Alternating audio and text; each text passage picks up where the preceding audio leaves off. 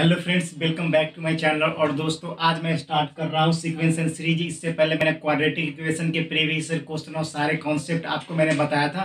तो आज स्टार्ट करूँगा सीक्वेंस एंड सीरीज। और आप लोग ब्लॉग में जो मेरा स्वागत कर रहे हैं और मेरा जो ब्लॉग आप देख रहे हैं, काफ़ी थैंकफुल आप लोग के लिए, धन्यवाद। और मैं आज स्टार्ट करेंगे सीक्वेंस एंड सीरीज और स्टार्ट करते हैं। तो देख लीजिए, सबसे पहले a succession of a number A1 A2 A3 a dot dot dot n form according to the some finite rule is called sequence.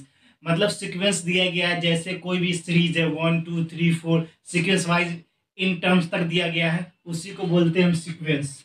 और सीक्वेंस और सीरीज भी इसी से बनता है, जब इन टाइम्स तक कोई दे दिया जाता है, उसका एपी जीपी कैलकुलेट करना होता है, तो सीरीज में आसानी से हम निकाल लेते हैं। उसके बाद बात करते हैं प्रोग्रेशन का। तो प्रोग्रेशन क्या होता है? The sequence which term follow certain pattern are called progression.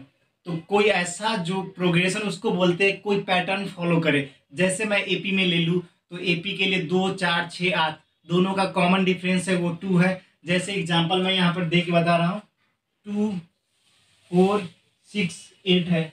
और कॉमन डिफरेंस निकालने के लिए 4 - 2 = 2। उसका डी 2 = क्या हो जाएगा? 8 - 6 - 4 = 2।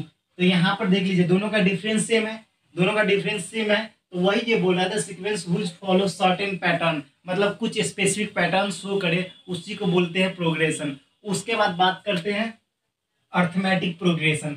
तो अर्थमेटिक प्रोग्रेशन क्या होता है? तो आप पिछले मैंने बताया था, प्रोग्रेशन कोई प्रोग्रेशन फॉलो करे, कोई पैटर्न फॉलो करे, उसको बोलते हैं प्रोग्रेशन। और आप बात करते हैं अर्थमेटिक प्रोग्रेशन, जिसको एपी बोलते हैं। तो एपी में क्या होता है? एपी में ये होता है कि आपका जो भी कॉमन डिफरेंस होगा वो सेम होना चाहिए, नहीं तो वो एपी में नहीं होगा। कॉमन डिफरेंस आपका सेम होना चाहिए। जैसे मैंने एग्जांपल में जस्ट बताया आपका 2 4 6 8, तो डी 4 - 2 = 2, D2 = 6 - 4 = 2। मतलब दोनों का कॉमन डिफरेंस सेम आ रहा है, मतलब कॉमन डिफरेंस दोनों में सेम आ रहा है, तो वो अर्थमेटिक प्रोग्रेशन हो जाएगा। Difference of term and previous term will always same. मतलब प्रीवियस टर्म और नेक्स्ट टर्म का जो डिफरेंस है वो सेम होना चाहिए, मतलब दोनों का डिफरेंस सेम होना चाहिए, इतना ही कह रहा है। मतलब डी की वैल्यू दोनों में सेम होनी चाहिए। तो एग्जांपल मैंने ले लिया, एग्जांपल 1 4 17। तो 1 4 17 में अगर डिफरेंसेस निकालेंगे, तो 4 - 1 = 3 और 7 - 4 = 3। तो दोनों का डिफरेंसेस जो है वो सेम है।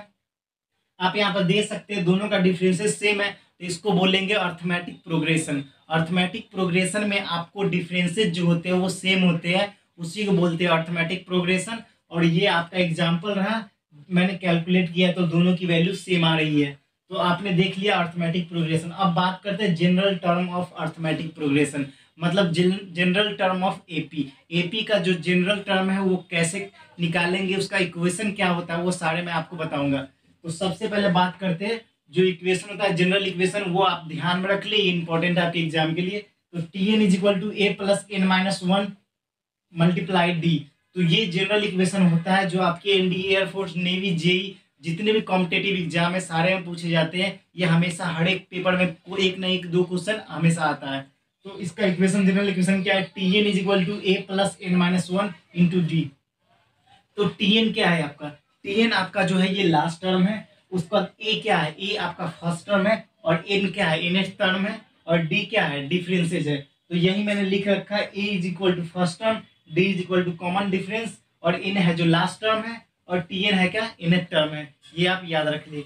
एन जो आपको कभी वैल्यू निकालने के लिए कैलकुलेट कर दिया जाता है, find the 8th term, find the 7th term of this AP, find the 8th term of this AP. तो आपको टर्म दे दिया जाएगा, तो एन जो ये है ये सिर्फ टर्म है,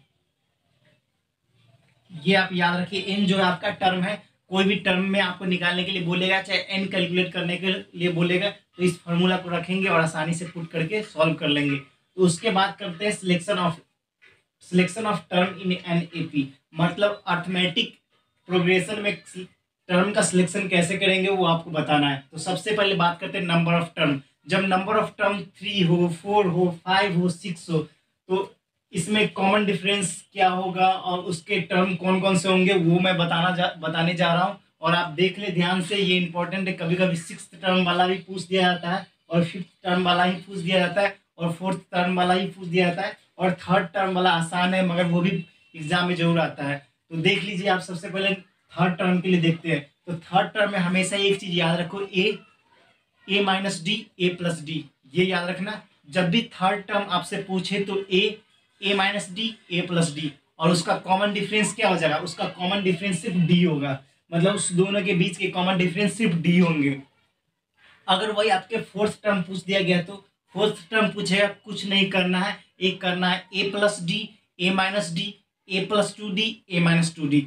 देख लीजिए, फोर्थ टर्म जब भी पूछे, फोर्थ टर्म पूछे तो क्या आप बोलोगे, फोर्थ टर्म के लिए ए माइनस थ्री डी, उसके बाद a plus three d a minus d a plus D.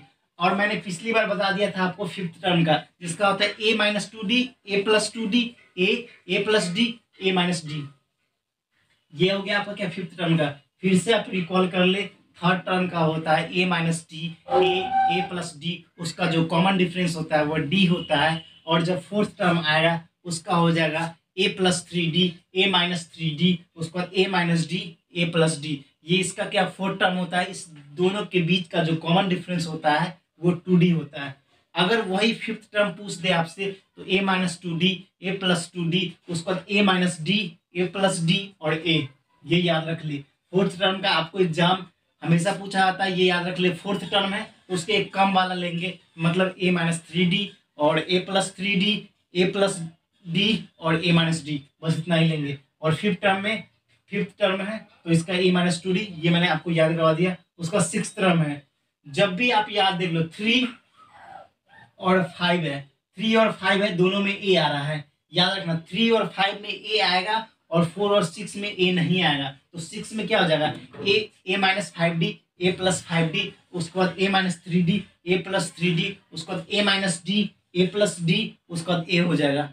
तो हमेशा याद रखना, जो थ्री फाइव है सिक्स है इसमें ए आ रहा है, तो देख ले, एक दो तीन चार पाँच छः सात, मतलब सिक्स टर्म ही होंगे इसमें, एक दो तीन चार पाँच, तो इसमें भी सिक्स टर्म होंगे, तो सिक्स टर्म ए प्लस डी तक ही होगा। याद रखिए आप इतने, आपको समझ में आ गया इतना।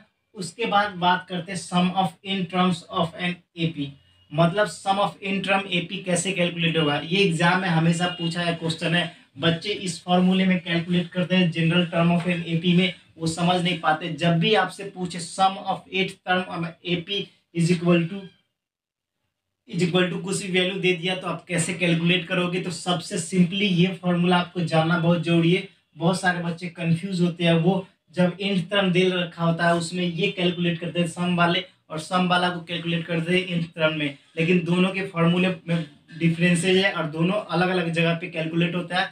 जब भी आपको सम ऑफ टर्म पूछे तो सम ऑफ एंड टर्म पूछे तो आप ये फॉर्मूला यूज करोगे, S is equal to N by two bracket two A plus N minus one into D, ये यूज करोगे।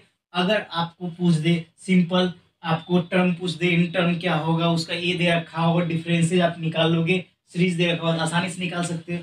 तो उसका S N is equal to N by two A plus N minus one into D, ये formula याद रखे। अगर आपको last term दे रखा होता है S N is equal to N by two A plus L, देख लीजिए यहाँ पर दे रखा है फॉर्मूला।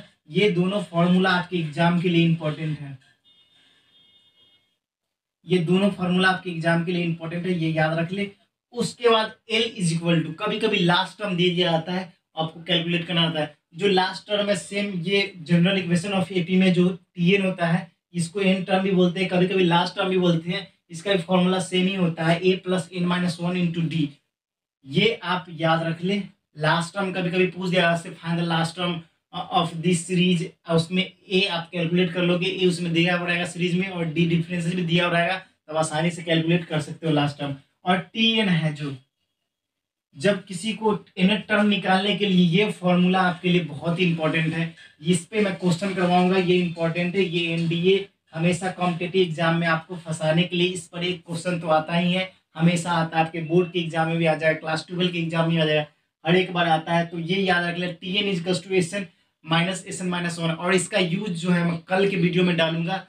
तब तक के लिए इस प्रकार के नॉलेज को जानने के लिए मेरे चैनल को लाइक सब्सक्राइब और शेयर करके जाना। और दोस्तों, आपने जो सपोर्ट दिखा रहा है उस सपोर्ट को बरकरार रखिए। तो फिलहाल इतना ही। जय हिंद, जय भारत, वंदे मातरम।